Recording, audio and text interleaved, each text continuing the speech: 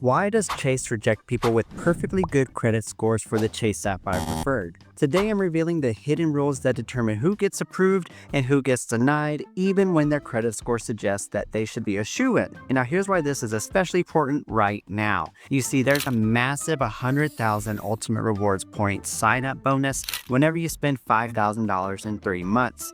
That's potentially $1,250 in travel, and the normal bonus is typically 60,000 points instead. But I don't know how long this offer will stick around, so if you're viewing this video later on, check the pinned comments for the latest details. So let's go ahead and get into some of the hidden roadblocks that can trip you up when applying for this card and the exact strategies to navigate around them. Be sure to stick around to the end where I tell you what to do whenever things don't seem to be going your way. And so first up, if you have new credit or a limited credit history, you might hit a wall outright. Even if your credit score looks decent on paper with a 700 plus score, Chase could be wary if you're new to this whole credit world. Maybe you've never had a credit card before, or your only card is from a small credit union from a decade ago. In these cases, Chase might see you as risky, and since the Sapphire Preferred is considered somewhat a premium card, they may want to see you more established before letting you in. So what's the move here? Well, I'd recommend starting with one of Chase's less premium cards like the Freedom Flex or the Freedom Unlimited. I've got a video comparing both of these cards that I'll link up above for you. But once you get one of these cards, give it at least 6 months showing responsible credit behavior, and then you could try to reapply for the Sapphire Preferred. And while you're waiting, considering this next strategy, and that's going to be opening a Chase checking account. This just helps you warm up to Chase a little bit and lets them get familiar with your financial habits. They see money coming in and money coming out, and honestly, just having the relationship might put you ahead of other random applicants. And now you don't even need to make this your primary checking account. Just watch out for Chase's fees. They're one of those traditional banks that'll charge you if you're not maintaining a minimum balance or if you don't have direct deposit set up. So just be sure to read the fine print so that way you're not wasting money on this account. And now if you time it right, you might even score a bonus for opening that checking account. I've seen offers for $200, $300 just for meeting some basic requirements. But now let's get into credit scores. Generally speaking, you're wanting a 700 to 720 score minimum. Yes, occasionally someone sneaks through with a lower score. Remember, score isn't everything. I've seen people with 720 plus scores get denied simply because they don't have enough credit history, like I had mentioned earlier. But now here's an interesting fact that most people don't know. The Chase Sapphire Preferred comes with a minimum credit limit of $5,000. This is a clue. If you've recently been approved for other cards with much smaller limits, like just a few hundred, it might be a sign that you're not quite ready for this card. Higher credit limits typically come from showing higher income, more expenses, and demonstrating responsible patterns in terms of paying that off on your existing cards. You don't necessarily need a 5,000 credit limit already, but if your income and spending aren't near those levels to warrant that, you might want to give it some time. But now let's dive into some of the actual application rules that you absolutely need to know before hitting that apply button. Most important is the infamous 524 rule. If you've been approved for 5 or more personal credit cards from any bank in the last 24 months, Chase will almost certainly deny your application. This includes personal cards from all banks: Amex, Bank of America,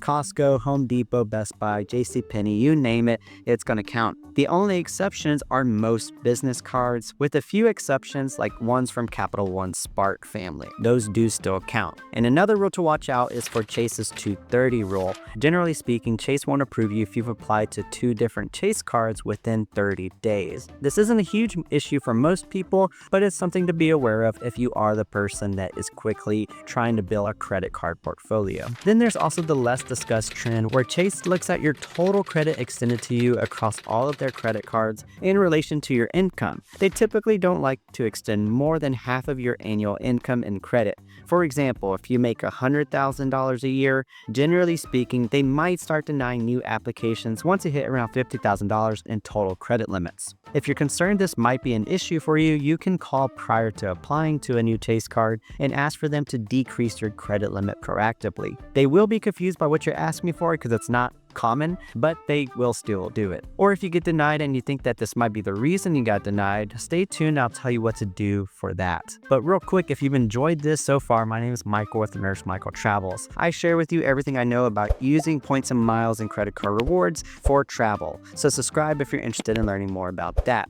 But getting back into it, this next rule doesn't necessarily affect approval, but it's critical for getting that juicy sign-up bonus I mentioned earlier, and it's that you can only get a Sapphire bonus, whether it be the Sapphire Preferred or the Sapphire Reserve, once every 48 months. And now that's from the date that you received the bonus, not when you were approved for the card. So if you're looking to double dip in that way, make sure you waited the full time, maybe give it a little bit more extra weeks or months just to be sure. In the same thread, you can only have one Sapphire card at a time, so if you have the Sapphire Reserve, then you want to downgrade it to a Freedom Unlimited or Freedom Cash first. And now if you're feeling nervous about applying and you want some reassurance to know if you're going to get approved or not, you could look for a pre-approval or a pre-qualified notice within your Chase app, or sometimes you'll get what looks like junk mail saying that you should apply. Now it's not a guarantee that you'll get approved, but it is a good sign that Chase is interested in your business. And that could be a little bit reassuring. And now let's say you're ready to apply. I always encourage you to use a referral link from a friend or family member,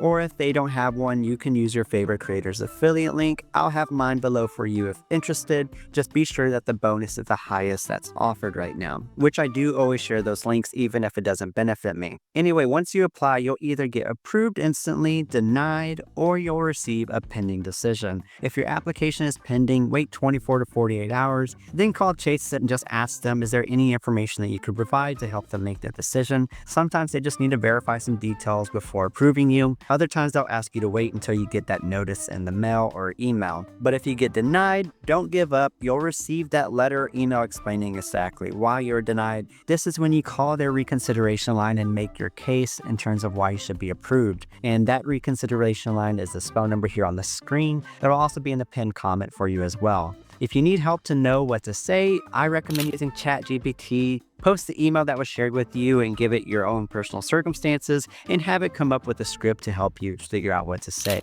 And like I mentioned earlier, sometimes they may deny you because you already have too much credit extended if you have other Chase cards. This would be the time that you can ask to move credit around from existing cards to make room for this new one. And then you can see if they'll approve your application right there on the phone. Now, if all else fails, time is going to be your friend here. Wait about 6 months or until the next big bonus comes around before trying again. In the meantime, consider those strategies I mentioned earlier, like opening a checking account, getting a beginner Chase card, or explore options with other banks like Amex. Just make sure in the meantime that you're staying under that 524 rule that I mentioned earlier. And now if you do get approved, make sure you're on top of hitting that sign-up bonus before your time runs out. That clock starts the day that you're approved, not the day that you receive your card. And in the meantime, you're going to want to start learning how to maximize your Chase points whenever you redeem them. Those points, like I said, are worth at least $1,250 in the travel portal, but those same points can easily be worth $2,500, $4,000, or even more if you redeem them the right way. And that right way is by using their transfer partners that Chase partners with. You can learn all the different ways and details about how to redeem your Chase points in this video, or learn more specifics about the transfer partners in this video here. Thanks for watching. I'll see you in the next one.